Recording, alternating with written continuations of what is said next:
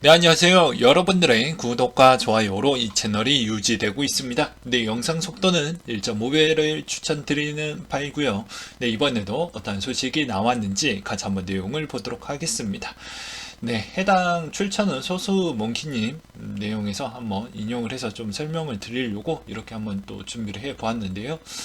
최근에 가스의 험난한 여정이라고 해서 기존에 갈 수 있는 경로가 보게 되면 이렇게 다이렉트로 갈 수가 있는데 뺑 돌아서 간다. 상당한 시간과 비용이 많이 들어가고 피곤한 사회로 바뀌고 있구나 라는 점을 좀 알고 계셨으면 좋겠고, 이것으로 알 수 있는 점은 여전히 유럽 경기의 물가 상승률 추이가 생각보다 꺾이지 않을 것 같다 라고 볼 수도 있겠고요. 유럽의 경제 부분의 기업의 성장 속도도 상당히 둔화될 것으로 보여지기 때문에 유로화가 생각보다 힘을 더욱더 쓰지 못할 것이다 라는 주장이 계속 힘을 받고 있다고 보시면 될 것 같습니다. 최근에 우측 상단을 보시게 되면 전기 요금 통지서 불태우고 있는 사람들이 또 보여지고 있죠. 그래서 올 겨울에 생각보다 많은 국민들에 따른 불만 목소리도 꽤 많이 나올 것으로 보고 있습니다. 그 중에서도 이제 강달러에서 또 수혜를 보고 있는 사람들도 있었으니 20% 저렴해진 유럽 부동산을 싹쓸이하고 있는 미국인들도 꽤 있다고 합니다. 최근에 리츠 회사들도 보게 되면 그 자금을 오히려 유럽 쪽으로 좀 돌려서 상당히 매입을 하고 있다는 모습을 볼 수가 있게 되겠고요. 또 그 다음으로 미국의 개인 투자자 심리 다시 비관론으로 급격히 늘어나고 있다고 합니다. 이렇게 비관론이 급격하게 나올 때마다 그만큼 차트에서도 묻어났다라고 볼 수가 있게 되겠는데요. 보게 되면 이렇게 비관이 커지고 강해질수록 그만큼 반등폭도 심하게 나와주었기 때문에 이런 점은 우리는 놓치지 말자. 역배팅 부분도 좀 충분히 준비해서 볼 필요성이 있다. 뭐 이렇게도 말씀을 좀 드리고 싶었고, 그 다음으로 또 보게 되면 뭐 이런 이야기가 있었습니다. 네, 골드만삭스 수석 이코노미스트가 이번 고용 보고서가 연준이 다음 회의에서 금리를 0.75가 아닌 0.5로 인상할 확률이 매우 높아졌다. 매우 중요한 소비자 물가지수 CPI 발표가 남아있어 있지만 이 또한 좋게 나온다면 인상폭을 낮출 수 있다라고 생각이 되며 0.5%보다 적게 인상한다면 매우 놀랄 것이며 지난 CPI와 고용 보고서가 0.5% 정도밖에 안 된다라는 이분의 주장이 또 나와주기도 했습니다. 네, 그 다음으로 또 다른 의견이 나왔는데 이 내용이 전 좀 신선했다라고 볼 수가 있게 되겠습니다.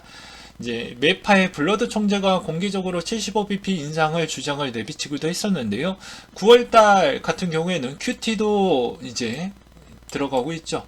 기존에 960억 달러 정도 추가적으로 QT를 하고 있기 때문에 이 효과는 75bp를 한 번 더 하는 효과라고 했습니다. 저번에도 말씀드렸다시피 그러면 여기에서 75를 더하게 되면은 1.5를 9월달에 한다라는 효과와 마찬가지인데 그렇게 파급력을 세게 하는 게 과연 바람직할까요? 그래서 그게 왜 새롭다라고 이야기를 했다는 이유는, 자, 스틱 글리츠라는 분이 과도한 금리 인상은 인플레 부추길 우려가 있다, 이런 이야기를 하기도 했습니다. 더 쉽게 풀어서 설명을 드린다고 하면 이런 것 같은데요. 기업들이 생각보다 현금 흐름이 별로 좋지 않다 보니까 현금 흐름을 창출을 하기 위해서 기존의 주력 제품의 소비자들에게 물품 가격을 인상시켜서 전가시킨다라고 볼 수가 있습니다. 그렇기 때문에 어떻게 보면 파월이 이때까지 생각했던 점은 계속 지표를 확인하면서 되게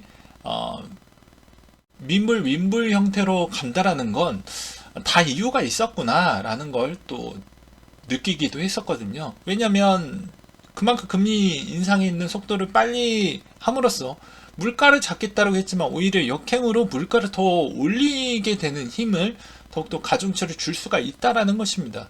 그렇잖아요.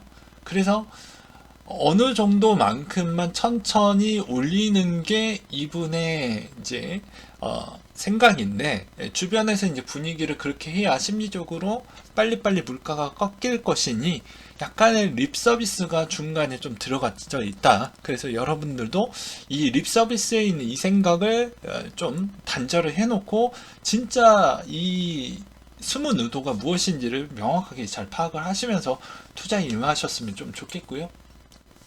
7월에 미국의 주요 물가 상승률 추이를 보게 되면 여전히 에너지 비중이 상당히 높게 차지하고 있구나 라고 보시면 될 것 같습니다. 그 다음으로 뭐 국내에서 이제 계속 다루어질 내용일 것 같고요. 앞으로 내년 1분기 때까지는 이런 이야기가 좀 많이 나올 것 같아서 간단하게 좀 설명을 하고 넘어가도록 하겠습니다. 내용이 상당히 복잡하고 막 그래요. 근데 짧게 이야기하고 가겠는데요. 9월, 10월 달에 이제 탄감 프로젝트가 진행이 됩니다. 누군가는 또, 야, 왜 주식했던 사람, 코인했던 사람, 왜 빚을 탕감을 해주냐? 저는 매우 객관적으로 이야기를 했어요. 국가적으로 보았을 때, 그걸 안 해주면, 그런 사람류가 적으면 상관이 없는데, 그 대상자가 생각보다 많다라는 것이죠. 그리고 그 대상자가 생각보다 이번에 연끌족들도 상당히 많다라는 것이죠. 그렇다라는 건 국가가 상당히 흔들릴 수 있다라는 것입니다. 여기서 이 사람이 싫든 좋든 간에 끄집어 가는 거와 그렇지 않는다라는 것은 국가에서 상당히 같이 망해버리면 그 사람들이 원래 그대로 해왔다고 하지만 그런 삶도 같이 뺏길 수가 있다라는 거예요. 그래서 국가에서는 싫든 좋든 간에 그럴 수밖에 없다라는 실정을 좀 보셨으면 좋겠고요. 그래서 본질을 좀 파악을 하셨으면 좋겠다라고 말씀을 드리고 싶었고, 매번 저는 좀 욕을 많이 먹다라고 해도 이 본질을 좀 깨우쳐 드리고 싶어서 계속해서 이런 이야기를 하는 겁니다. 저도 싫어요. 저도 싫습니다. 참고로. 그래서 부동산 PB 부분도 자꾸 나오는 이유는 여러 가지 PB 쪽에 있는 이런 문제점이 계속 나와주고 있습니다. 그래서 이게 이제 과연 터져줄 것이냐 라는 내용들이 좀 많이 나와주고 있는데, 실질적으로는 이제 은행 쪽에서 그만큼 대출 성장 부직률과 갚을 만한 대손 부담이 확대가 되다 보니까 충당금은 더 많이 쌓아야 된다. 예상치보다 더 많이 쌓아야 되는 그런 조건이 매우 나오다 보니 생각보다 은행의 성장 동력은 별로 좋지 않을 것 같고, 아마 이제 은행이 내년 봄 정도가 되면 은행의 만년 사냥이 아마 진행이 될 것으로 보여집니다. 은행은 그냥 가만히 있었는데 사람들이 그냥 본인의 욕심이 제어가 안 돼서 그냥 빌렸는데도 불구하고 이자 장사한다라는 그런 언론 부분의 프레임이 분명히 겨울 정도나 내년 봄에 더욱더 심각해질 거라고 저는 생각을 하고 있고요. 그 다음에 이제 보험 쪽도 마찬가지로 손익 부분이 약화되는 부분이라고 보시면 될 것 같습니다. 증권도 마찬가지로 투자활동 부분은 조금 더 좋아질 만한 여지가 조금은 보일 것 같다라고 나와져 있는데, 그 이유는 규제 완화에 따른 스탠스로 증권이 조금 더 선방을 할 것으로 보여진다, 뭐 이런 이야기가 좀 나오고 있어요.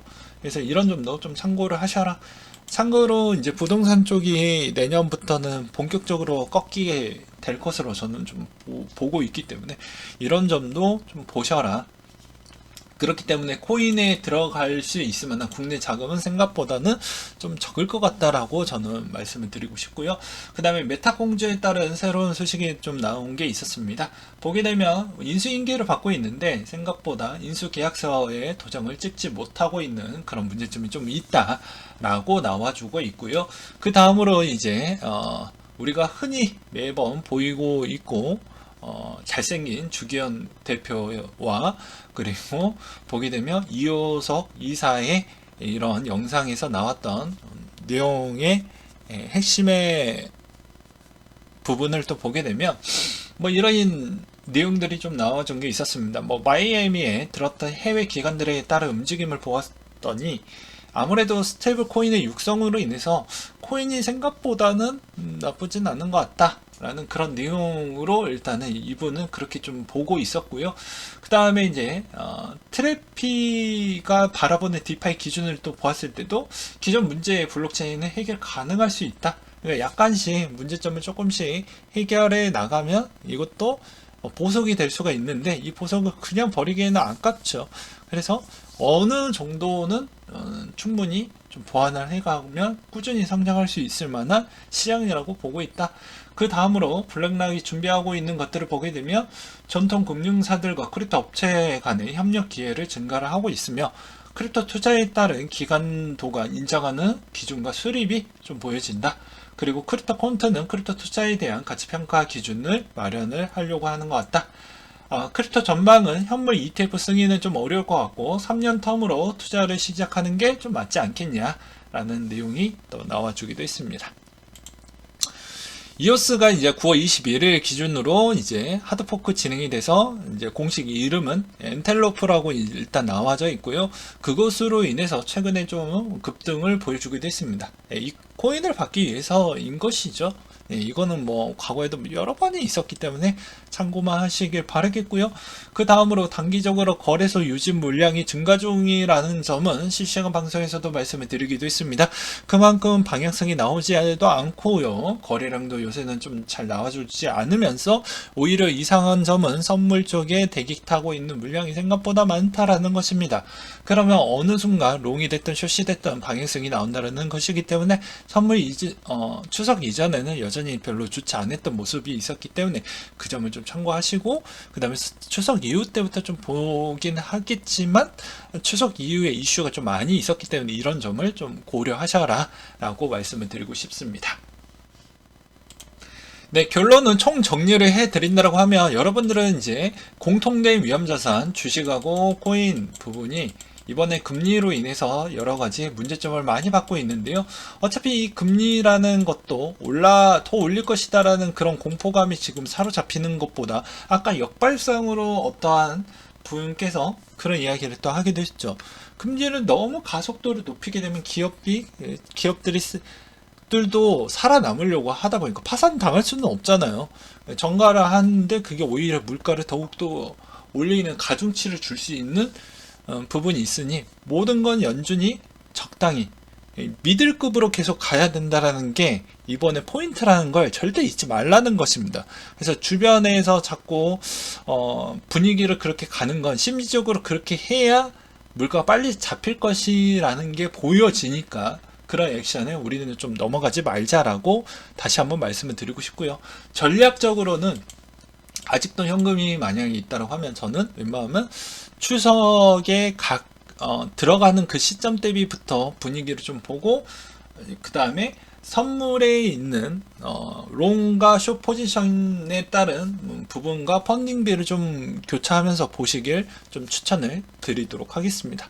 그리고 추석 이후 정도 때부터 약간씩 이제 적립을 하려고 하시는 분들은 그때부터 좀 보는 게 더 낫지 않겠냐라고 말씀을 드리고 싶고요. 저는 개인적으로 보게 되면 이만이 깨져져 있는 상태면 여전히 저는 저렴한 구간대라고 저는 생각을 하고 있습니다. 이제 이게 뭐 어떻게 또 생각을 하실지는 모르겠지만요. 그 다음으로 또 하나 더 준비를 한 게 있는데 이 내용이 정말 중요합니다. 머지가 이제 가까워지고 있죠. 그렇기 때문에 머지 부분에 따른 팁을 드린다고 하면 이제 ERC20에 관련되어져 있는 지갑이 다 닫히게 될 거예요. 닫히게 되면 어떻게 된다? 급등이 일시적으로 나온다. 잡트들이 그런 거를 여전히 잘 째려보았다가 또 단기적으로 또 차익을 챙겨 먹는 전략도 꼭 쓰셔라 라는 차원으로 이상으로 마치도록 하겠습니다.